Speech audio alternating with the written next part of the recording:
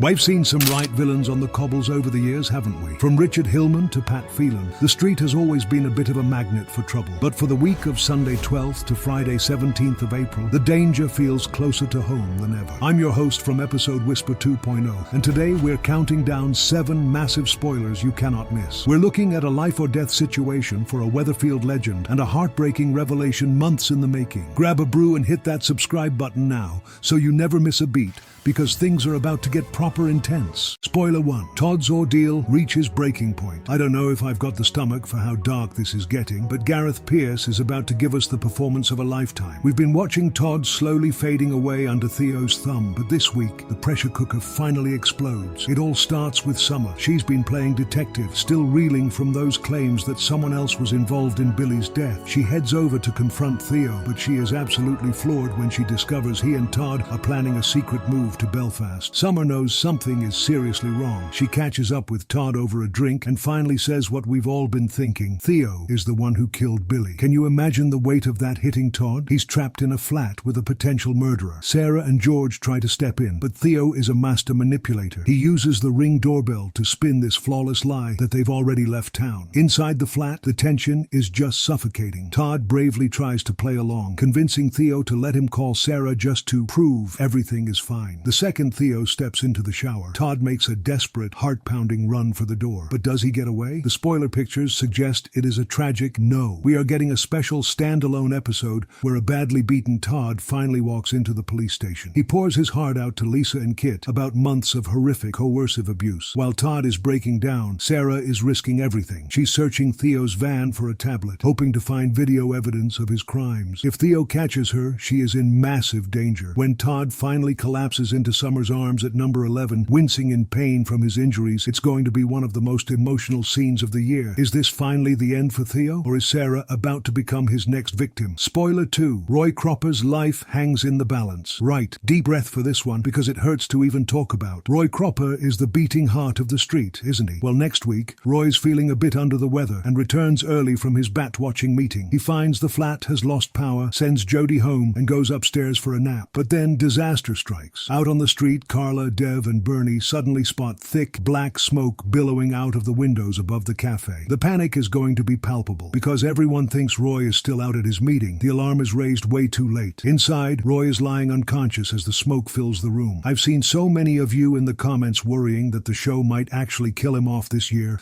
and looking at these fire scenes, it's a terrifying possibility. Will they realize he's in there before the building is totally lost? And honestly, how did a fire start in a flat with no electricity? There is something very fishy going on here, and I've got a feeling it's linked to someone we already know. Spoiler 3. George's big choice. Over at the funeral parlor, poor George is carrying the weight of the world. He has a quiet heart-to-heart with Glenda, admitting he might have to sell the business to Rest Easy for a pittance just to stay afloat. You can see the defeat in his eyes. He loves that parlor, but he's at breaking point. However, wait for it. Christina is lurking in the background, hatching a secret plan. Now, we know what Christina's plans are usually like, but could she actually be the one to save the Shuttleworth legacy? Or is she about to make a bad situation 10 times worse? Just quickly, mate, if you're loving the Corrie gossip and want to stay ahead of the spoilers every single week, hit that subscribe button right now. It really helps the channel out and keeps our community growing. Right, back to the drama. Spoiler 4. Debbie and the sickening blackmail. Debbie Webster is a legend, but Carl is really pushing his luck to absolute extremes now. Debbie's trying to plan a girl's getaway to lift everyone's spirits, but the mood is ruined when Bernie drops a massive bombshell. Carl has offered to trade information about Billy's death, but only if he gets a cut of the life insurance payout. The cheek of the man, trying to profit off a tragedy like that. Debbie is absolutely raging. She summons Carl to the streetcar's flat and backs him into a corner, demanding the truth. He smugly admits he heard someone confess to the murder, but he refuses to give a name without the cash. Debbie rightfully kicks him out, but the stress of the row triggers another health episode. Ryan finds her just staring into space, completely unresponsive. Ronnie is going to be absolutely livid when he finds out what Carl's been up to. I wouldn't want to be Carl when Ronnie catches up with him at the hotel. Spoiler 5. Kit's career on the line. Things are getting incredibly heated at the police station. Lisa pulls Kit aside for a very serious chat because Mal Roper has officially reported him for assault. Now Kit tries to act all cool, giving it the big I am. He brushes it off, telling Lisa that Mal is just unhinged and has it in for anyone linked to Bernie. Lisa pretends to believe him for now, but you can see the cogs turning in her head. She isn't stupid, and it's painfully obvious she doesn't trust him. We've been waiting for Kit's shady behavior to catch up with him, and this might be the moment his luck finally runs out. If Lisa starts digging into his past conduct, Kit's policing career is toast. Spoiler 6, Eva's bistro disaster. We need a bit of lighter drama after all that, and Eva Price is right in the middle of it. She is trying her hardest to play peacemaker and mend the massive rift between Ben and Maggie Driscoll. She gets the whole family to the bistro, hoping to force a truce, and Steve and Cassie even turn up to join them. Eva gives this big, heartfelt speech about family unity, but it all falls apart in record time. Maggie announces she's hosting a coffee morning at the Rovers, and Eva awkwardly has to admit she's already booked a big Pamper session for Susie at the exact same time. Ben immediately takes Eva's side, leaving Maggie looking incredibly hurt and isolated. Meanwhile, Steve is poking his nose in where it's not wanted, interrogating Maggie about her history with Jim McDonald. Ben tries to distract him with a game of darts, but it's clear Ben has a hidden agenda. He's hiding something big, and Steve is dangerously close to figuring it out. Spoiler 7, the Platt family feud. You can't have a week in Weatherfield without the Platt family tearing lumps out of each other, and it's all because of Jodie Ramsey. It starts when David is on the phone to Gail, wishing her a happy birthday. He quietly admits they are completely broke and can't afford the new tablet Lily wants. Jodie is eavesdropping, and her eyes light up. She starts plotting immediately. We don't know the full details of her plan yet, but it's going to cause a massive, bitter feud that threatens to split the entire family apart. Has she stolen something valuable, or is she pulling a proper scam using Lisa's missing police badge? Whatever it is,